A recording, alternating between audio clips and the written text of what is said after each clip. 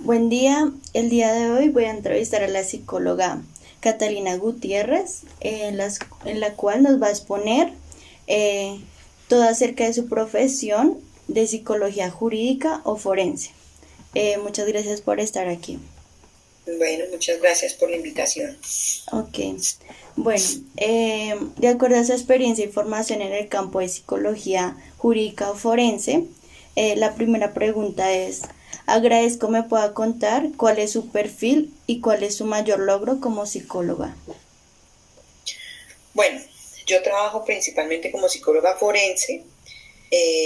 Me he enfocado más que todo en la parte penal, en todo lo que son delitos sexuales, principalmente en la defensa de hombres que han sido falsamente denunciados de delitos sexuales y también de violencia intrafamiliar.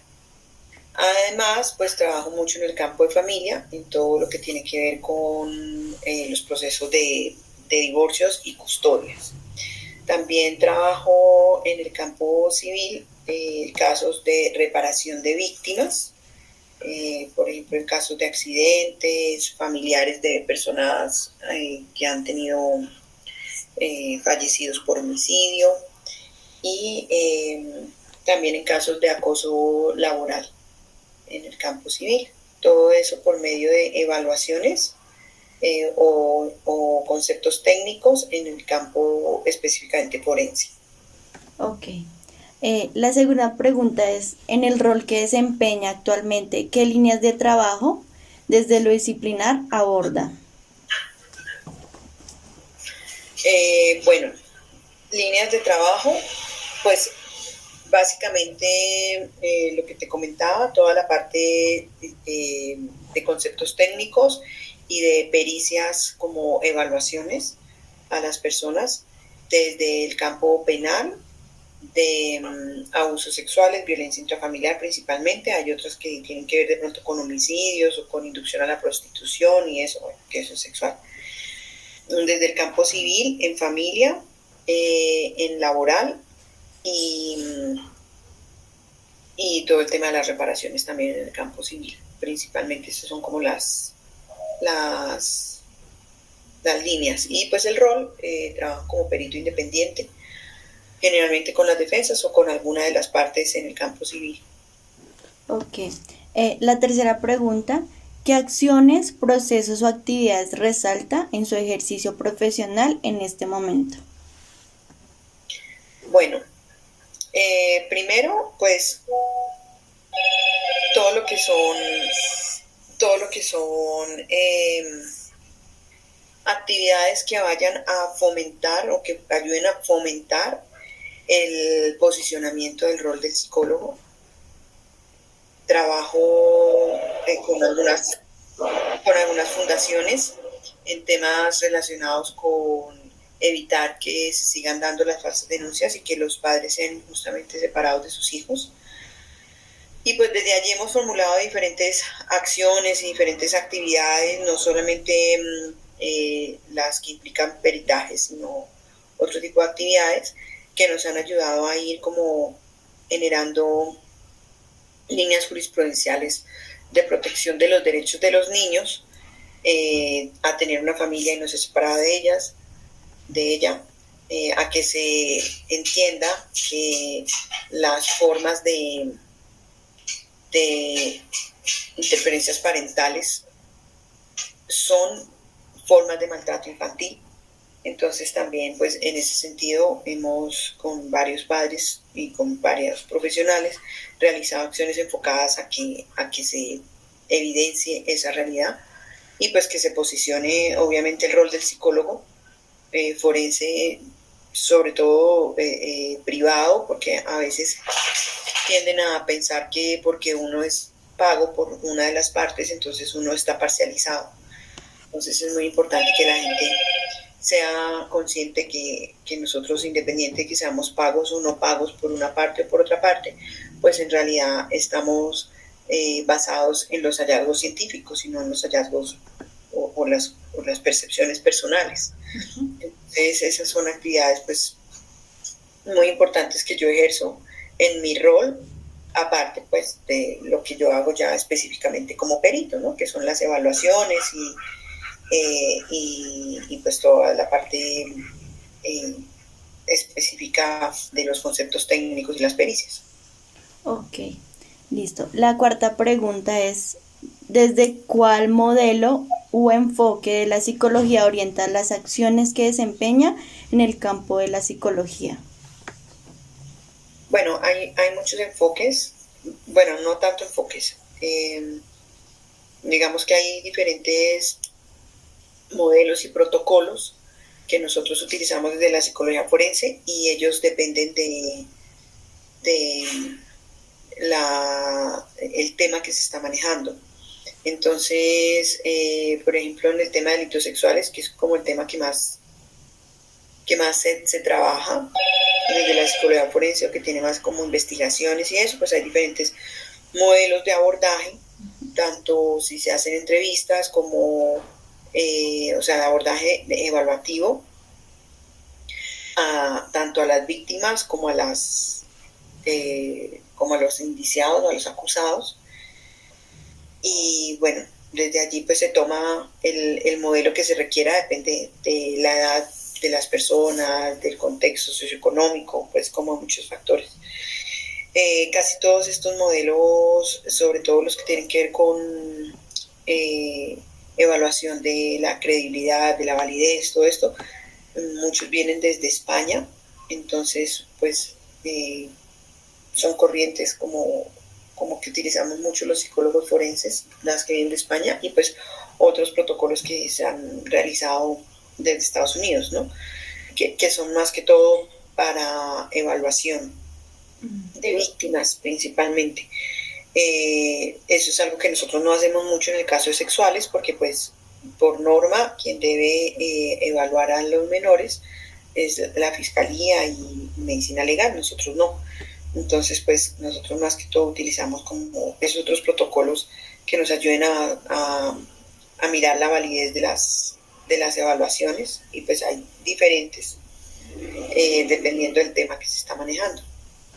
Ok. La quinta pregunta es, ¿cómo integra la perspectiva psicosocial desde el modelo o enfoque en su quehacer diario? Bueno, digamos que la psicología forense no es que tenga un enfoque psicosocial, que su perspectiva es forense, que es distinto a las otras psicologías, distinto a la psicología social, a la psicología clínica. Entonces nuestro enfoque es forense. ¿Qué es lo importante aquí de lo psicosocial en nuestro trabajo? Que nosotros debemos tener en cuenta el contexto, eh, o sea, las dos cosas, tanto lo psicológico como todo lo contextual o social en los casos que nosotros trabajamos. Porque no se puede aterrizar solamente o analizar solamente una denuncia o una declaración en sí, pues uno mira la coherencia y la consistencia, pero hay que tratar de explicar y plantearse hipótesis de por qué se están dando ciertos fenómenos, eh, bien sea ciertos o falsos, entre comillas, que eso no nos corresponde a nosotros, pero todo ello está enmarcado en algún contexto. Cuando hay una denuncia jurídica o una demanda judicial, pues hay un contexto y ese contexto es súper importante para nosotros en la parte evaluativa. Entonces, desde ese punto de vista contextual es que nosotros como que trabajamos ese campo. Ahora, ya desde la psicología jurídica, que es un poco más amplia que la forense, porque la forense es evaluativa más que todo y aplicada desde el punto de vista jurídico, ya se toman otras cosas a nivel psicosocial, como para todo lo que tiene que ver, por ejemplo, con medidas de seguridad o con normativas o con cosas que ya tengan que ver con la aplicación de la psicología en el campo judicial. Entonces ahí sí ya se toma más ese contexto psicosocial de todas las dinámicas que pueden estar ocurriendo en la sociedad o en grupos específicos para poder como formular algunas sugerencias, programas, planes, normativas desde el punto de vista jurídico más no forense, ¿no? porque eso no lo formulamos los forenses, sino que se formula más desde la psicología jurídica.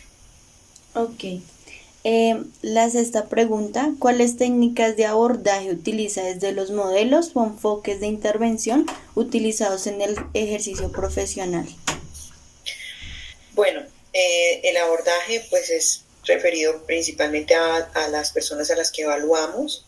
Entonces hay diferentes protocolos para trabajar con niños, pero nosotros normalmente los peritos independientes no trabajamos con niños denunciantes de violencia sexual.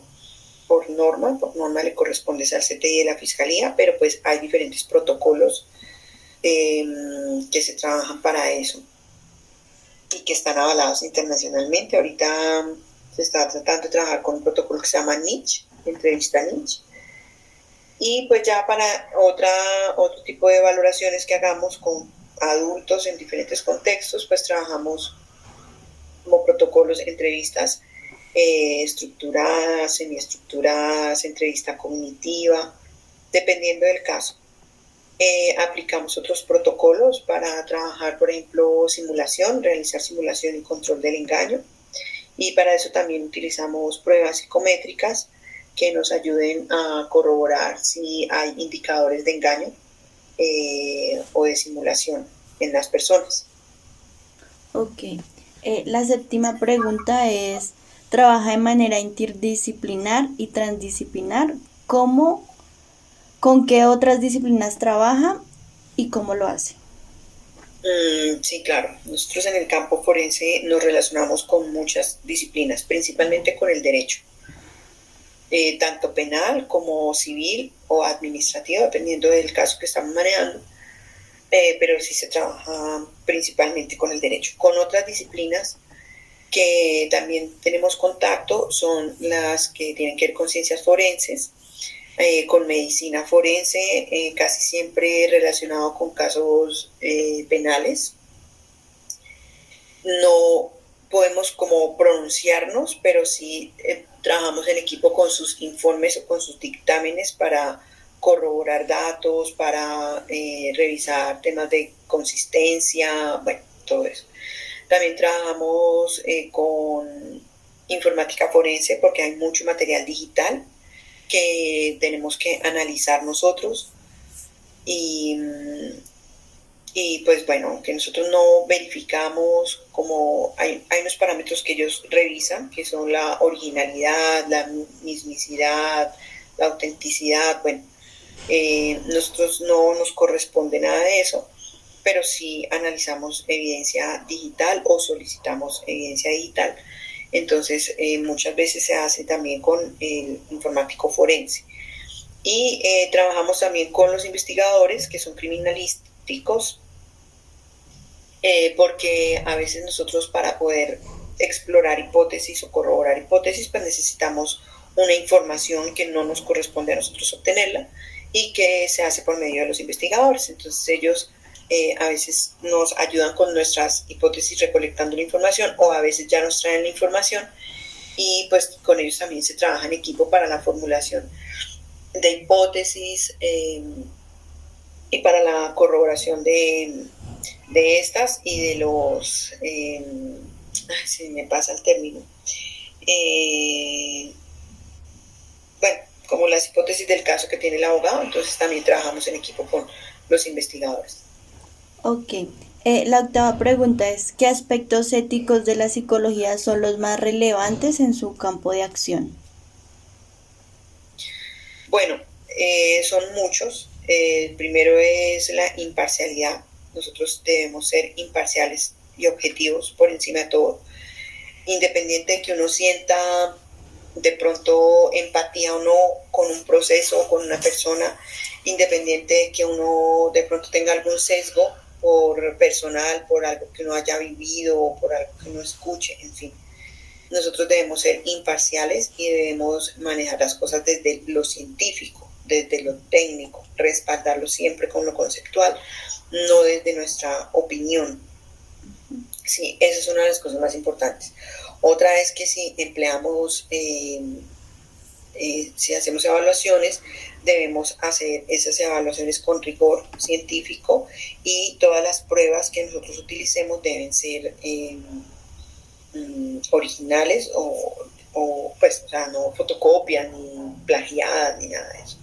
Debemos evitar también eso, el plagio en nuestros informes, porque pues nuestros informes tienen unos componentes científicos o de respaldo de literatura que nosotros debemos siempre colocar. Entonces pues tenemos que ser muy cuidadosos en esa información, pues que no vaya a ser plagio, que no vaya a ser información falsa, distorsionada, que sea información confiable. Todo eso pues es muy importante. Si vamos a intervenir con una persona, sobre todo con un niño, debemos cuidarnos de obtener el consentimiento informado. Y si es con un niño, es muy importante que este consentimiento informado lo den los dos padres, en el caso que tengan los dos padres, o pues bajo circunstancias especiales, seguir los lineamientos de la doctrina de consentimiento informado del Colegio Colombiano de Psicólogos, para de pronto no tener el consentimiento de ambos padres, sino solo de uno o por medio de la autoridad competente, pero pues tenemos que cuidar mucho de no ir a hacer intervenciones sin el debido consentimiento de los dos padres, porque estaríamos vulnerando los derechos tanto del niño como del padre que estemos excluyendo. También debemos obedecer al principio, no recuerdo el término exacto, pero es como de no producir daño o mal a las personas.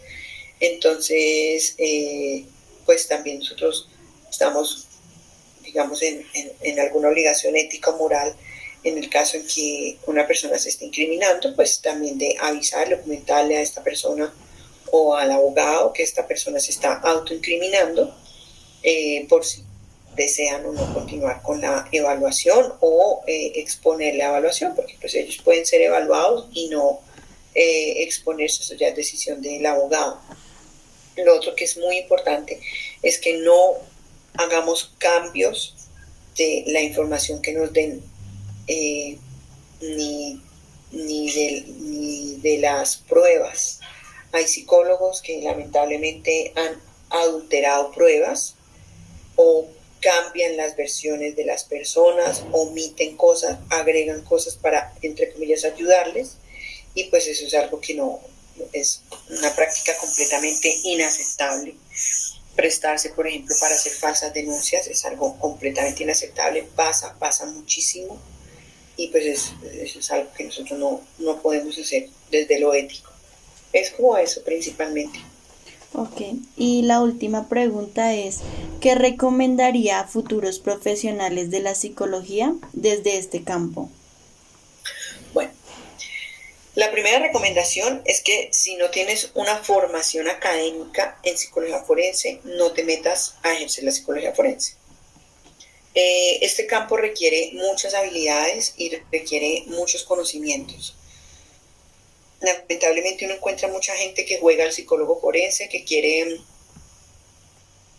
pronunciarse, hacer informes, y no tienen los conocimientos suficientes, ni las técnicas, ni los protocolos. Entonces, pues en verdad es una cosa muy desastrosa. Nosotros tenemos que ser conscientes que somos parte importante en la libertad de una persona o en la justicia que se ejerza frente a otras personas, y como tal nosotros debemos asumir esa responsabilidad. Un informe mal hecho, una palabra mal dicha, unas cosas que se nos pasen, un sesgo, pueden llevar a una condena, pueden llevar a una absolución injusta, por así decirlo, o errónea, pueden llevar a una decisión de un juez que pueda afectar la vida de un niño o de varias personas, dependiendo del proceso que se esté llevando. Entonces tenemos que ser muy conscientes de eso. Y no deberíamos meternos a hacer cosas que no están en nuestro control o en nuestra capacidad, tanto profesional como personal. Por otro lado, para mí la persona que ejerce la psicología forense es una persona que tiene que tener mucho carácter. No es fácil porque generalmente hay que atacar al perito, la contraparte tiene que atacar al perito. Y yo he visto en juicio peritos que lloran por la presión a la que son sometidas en juicio, y pues eso me parece a mí algo súper antiético, antiprofesional, terrible. Y uno como perito tiene que guardar la compostura y tener suficiente carácter para poder decirle a las personas, no, no hago tu informe, no voy a escribir esto, o poder pues ser honestos y bueno, sustentar también lo que uno hace. Entonces se necesita carácter. Otra cosa es que tienes que ser muy honesto y muy ético, tienes que obedecer a principios, no a emociones. Lamentablemente yo conozco varios peritos que se dejan llevar por emociones o por sus propios traumas o rayes, y desde ahí entonces ellos hacen sus informes con sesgos. Se ve mucho el sesgo feminista, eh, faltan a su conocimiento en psicología. Tienes que estar muy bien entrenado en psicología clínica y en psicología evolutiva, porque he visto peritos que ignoran presupuestos importantes de psicología, por ejemplo evolutiva, y presumen que un niño de 3 años tiene la capacidad moral para decirle a un presunto abusador, no me hagas esto, respétame, cosas así que uno sabe que no están en la capacidad de decirlas, que claramente obedecen a una manipulación o a algo que un tercero les ha dicho. Y nosotros pues también tenemos que tener la capacidad técnica o profesional de identificar eso, y pues eso no lo haces si no estudias, ¿no? Y si no conoces. Entonces tenemos que, quienes ejerzamos o quien quiera ejercerlo, tiene que estar muy bien preparado, tiene que actualizarse mucho en temas técnicos, científicos y judiciales también. Entonces también pues tiene que estarse actualizando constantemente. Esas serían como las recomendaciones principales para quien quiera ejercer este rol de psicólogo forense. Ah, ok, muchas gracias por la entrevista. Entonces eso sería todo. ¿Listo? Bueno, con gusto.